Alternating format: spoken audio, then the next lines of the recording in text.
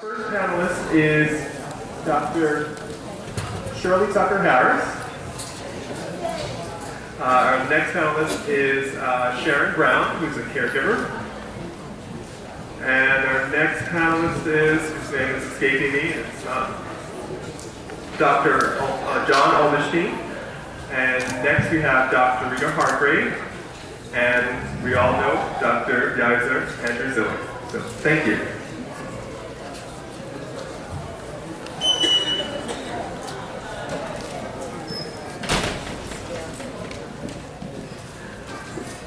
So the first question we have is, how do you explain to a loved one that they have Alzheimer's? And this is a question that comes up a lot. Hi, did everyone hear me? Okay. I'm not sure, can you hear me now? Okay, well let me stand up. My name is Dr. Shirley Tucker-Harris, and I do internal medicine in Oakland.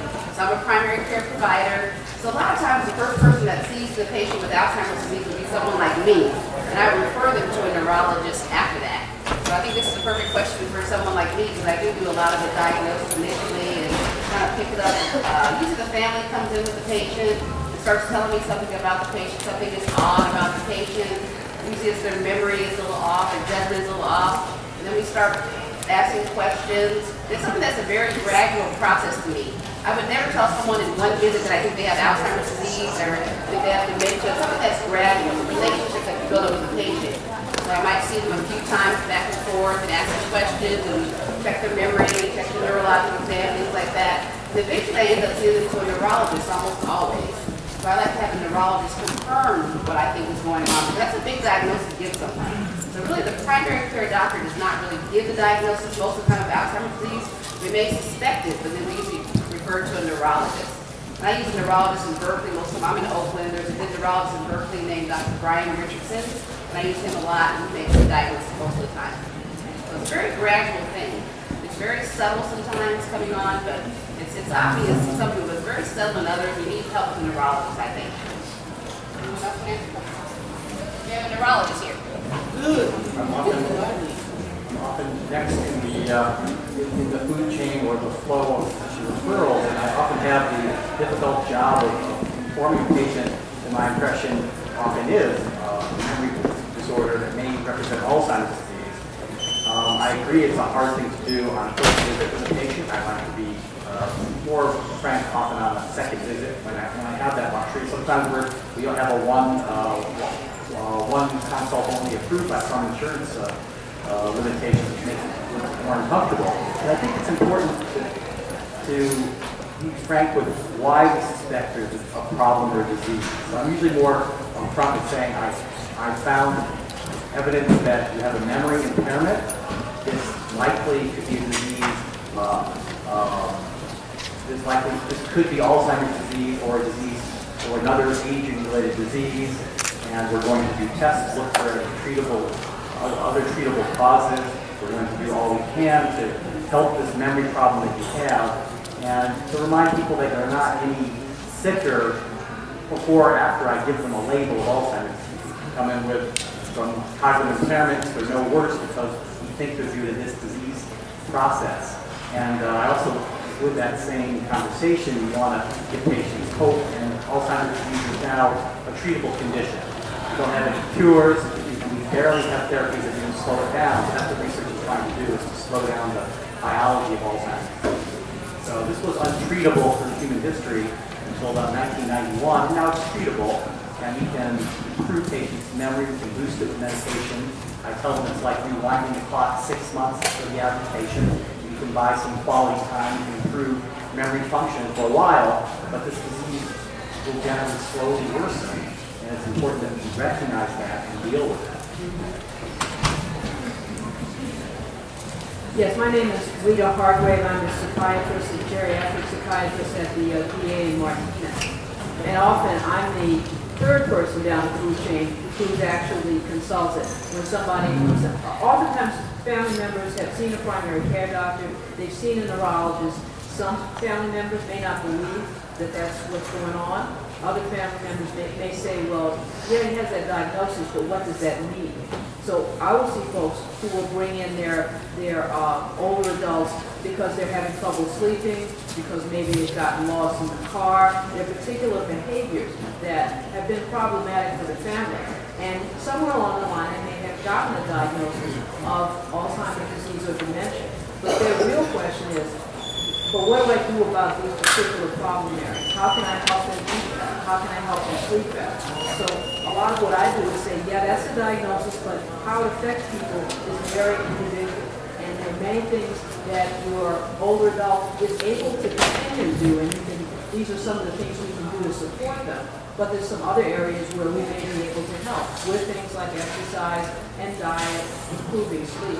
So I focus more on the behaviors associated with Alzheimer's and how can we manage that. Because we do have some treatments that are helpful, but I think on a day-to-day basis, really focusing on what are some of the behavioral difficulties and real questions that families have about how to manage it. That's what we spend a lot of time doing. So it's the diagnosis is just the beginning of a very long journey for the patient, their family member, and the other people who provide care.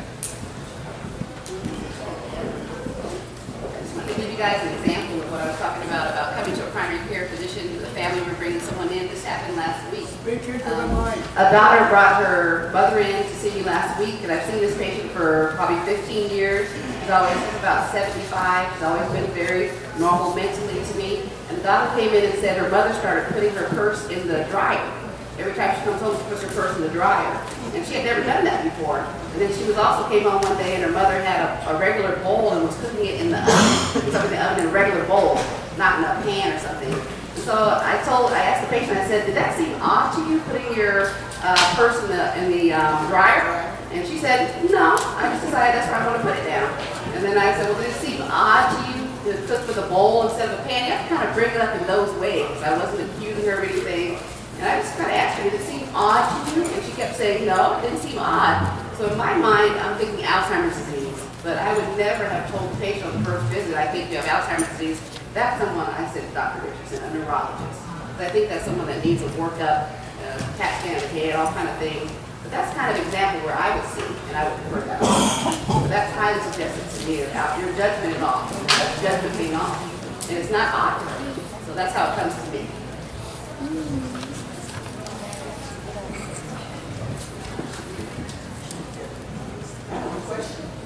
What if the patient doesn't think there's anything is wrong with it? They're really strong will and they don't think anything is wrong. So the question is, what if the patient doesn't think that there's anything wrong with them?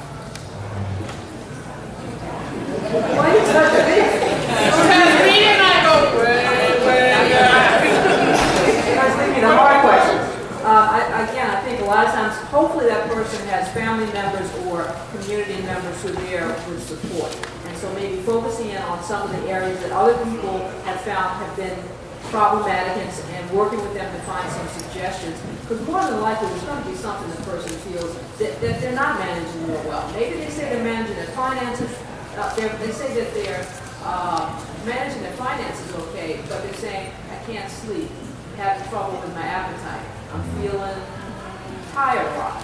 So I'll try and get around it that way to find out what are the areas a person could use some assistance with, and then eventually work into some of the areas that other people have found have been problematic. That's one way of handling it. So going for what the person acknowledges they would like some assistance with, and also keeping the rest of their family network involved in what's going on.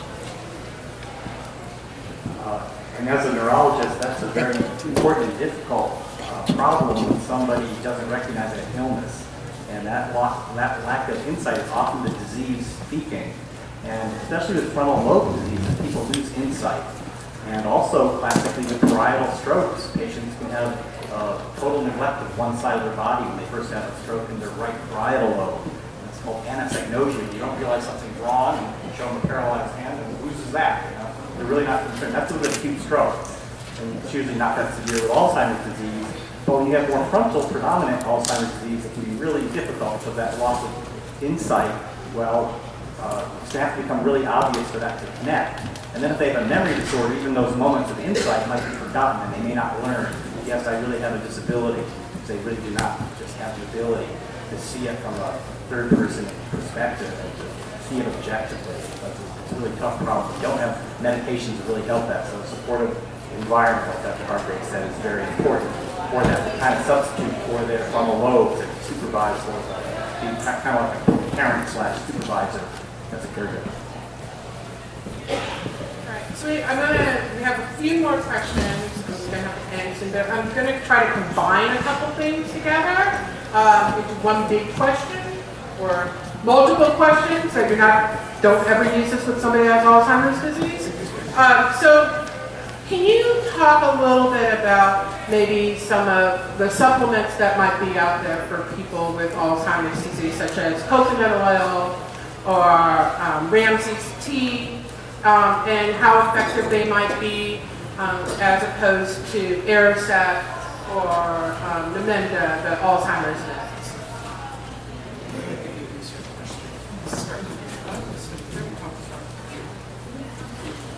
Yeah, I direct the clinical trials unit at UC Davis, so I have lots of experience with developing of treatments for Alzheimer's disease, things that are trying to be FDA approved. And those two drugs first mentioned are the most well-established types of treatment for Alzheimer's disease. Aricept and cholinesterase inhibitors, so drugs like Exelon, Razodine, Aricept are the brand names for cholinesterase inhibitors. They help short-term memory and attention. They don't help everything. They tend to rewind the clock. They don't slow down the underlying biology. So patients get worse gradually on Aricept, pretty much parallel to like if they weren't treated, but you get a boost where you boost their short-term memory and attention, and then things slowly decline over subsequent years. So it's a benefit. It rewinds the clock 6 months on average. Namenda works on a different transmitter, on glutamate. It seems to help patients, even though the name sounds like memantine, you think it would be memory, it doesn't help with short-term memory. The data suggests it more helps maybe visual spatial function. It helps people toilet more effectively, to recognize their relatives. So it seems the visual system is helped by memantine. So that's more for the moderate and severe stages of Alzheimer's, while the other drugs, Aricept and drugs like it, work across all the stages, mild to severe. More on behavior in severe, more on memory in mild when you use a drug like Aricept. So those are established drugs. They're not cures, but they do boost the brain's function in two slightly different ways, and they help at different stages of disease. Now there's increasing interest in diet and nutraceutical approaches because they have less toxicity than these drugs that I first mentioned that can have some side effects. So they're generally well tolerated, both Aricept and Namenda, but they both have side effects which can limit their use. Coconut oil hasn't been put to a serious randomized clinical trial. There is a drug, Exona, which has been shown perhaps effective for those with Alzheimer's disease that do not have the ApoE4 genotype, maybe it was discussed earlier. And that's maybe 40% of Alzheimer's disease does not have the ApoE4 genotype. So it's a large minority of patients with Alzheimer's that a diet supplement like Exona. And that's a diet that has lots of triglycerides and fats, and it probably helps brain energy supplies. And so coconut oil might do the same thing, but it hasn't been put through the rigors even of large clinical trials like Exona. So it's very anecdotal at this point, and I would say if you wanted to try a dietary approach, Exona for those without ApoE4 has better data behind it than anything else yet. So I think many things should be tried in larger scale clinical trials. Things like blueberries, it's an antioxidant, they also have an effect on memory. Other dietary interventions do deserve clinical trials. So people are thinking Atkins diet may be helpful for Alzheimer's disease. There's no full-blown trial on it yet. Diabetics show that metabolism can be important for brain function, and there's trials for nasal insulin, which can boost memory a little bit. So nutrition is clearly important, but it's not a cure for Alzheimer's disease, and it doesn't tend to boost cognition in the noticeable way that Aricept and Namenda do. We don't yet know what the best diet is. There's some evidence that nutritious diets have lots of antioxidants, perhaps lots of dietary vitamin C and vitamin E may slow down the aging process, even better than tablets of concentrated vitamin C and vitamin E. But there isn't really rigorous scientific data for the coconut oil Ramsay's tea yet. But diet is so complex, it's very hard thing to study because there's hundreds of important chemicals that relate to brain health. Follow. Actually, I'm going to do one more question. So the question is, how do you, as a caregiver, when you're providing care 24/7, have time to do anything for yourself? So Sharon.